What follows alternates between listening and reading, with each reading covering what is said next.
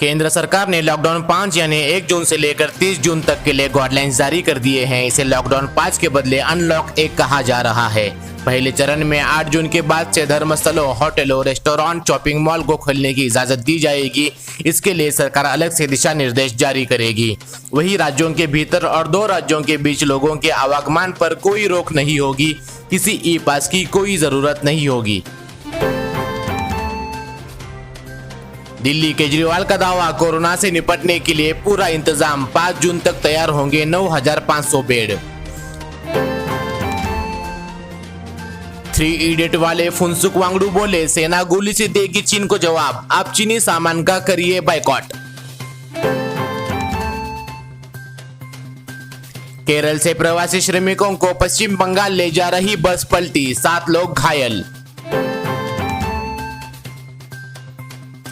राजस्थान में पुलिस में आत्महत्या करने का सिलसिला थमने का नाम नहीं ले रहा है। चूरू के राजगढ़ थानाधिकारी विष्णुदत्त बिश्नोई के आत्महत्या करने के 6 दिन बाद दौसा जिले के सैंतल थाने के हेड कांस्टेबल में गिरिराज ने फांसी लगाकर खुदकुशी कर ली।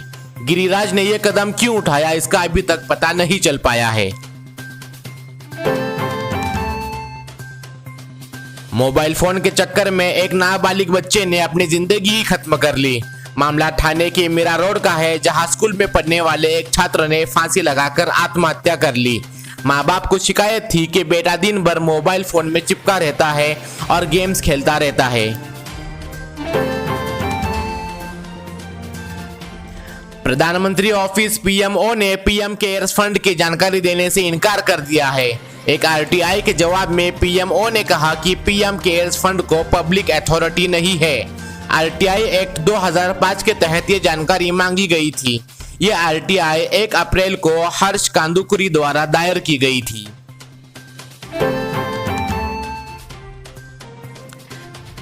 दिल्ली से मॉस्को की उड़ान, रास्ते में पता चला पायलट को है कोरोना। 1800 किलोमीटर जा चुकी फ्लाइट वापस लौटी। भारतीय क्रिकेट कंट्रोल बोर्ड बीसीसीआई ने टीम इंडिया के हिटमैन और टीम इंडिया के उप कप्तान रोहित शर्मा को 2020 के राजीव गांधी खेल रत्न के लिए नामांकित किया है। वहीं बीसीसीआई ने अर्जुन अवार्ड के लिए बाएं हाथ के सलामी बल्लेबाज शिखर धवन, तेज गेंदबाज ईशांत शर्मा और महिला क्रिकेटर दीप्ति शर्मा का नाम भेजा है।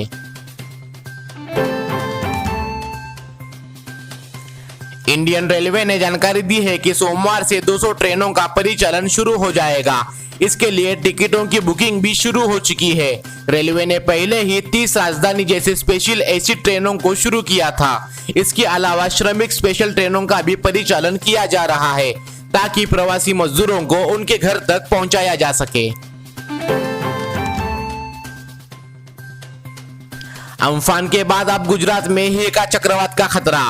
बंगाल की खाड़ी में आए चक्रवाती तूफान अम्फान के बाद अब गुजरात के समुद्र तट पर हिका चक्रवात का खतरा मंडरा रहा है।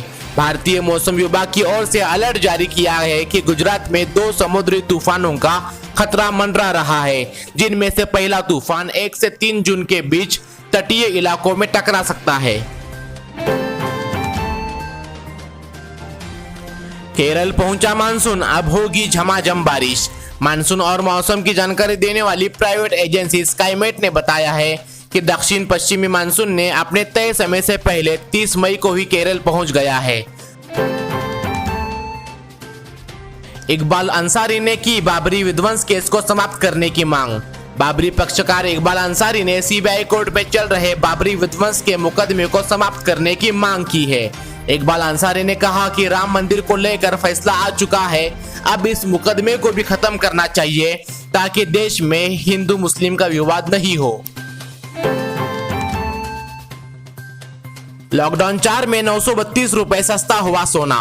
बीते 15 मई को 10 ग्राम गोल्ड का भाव 47,067 रुपए के दरमियान पे चला गया था। हालांकि चौथे लॉकडाउन के दौरान गोल्ड की कीमतों में गिरावट देखने को मिली है। अब आपको अपने गाड़ियों के लिए घर बैठे ही पेट्रोल मिल सकता है। दरअसल सरकार पेट्रोल और सीएनजी की होम डिलीवरी पर विचार कर रही है और जल्द ही तेल कंपनियों को इसकी इजाजत मिल सकती है।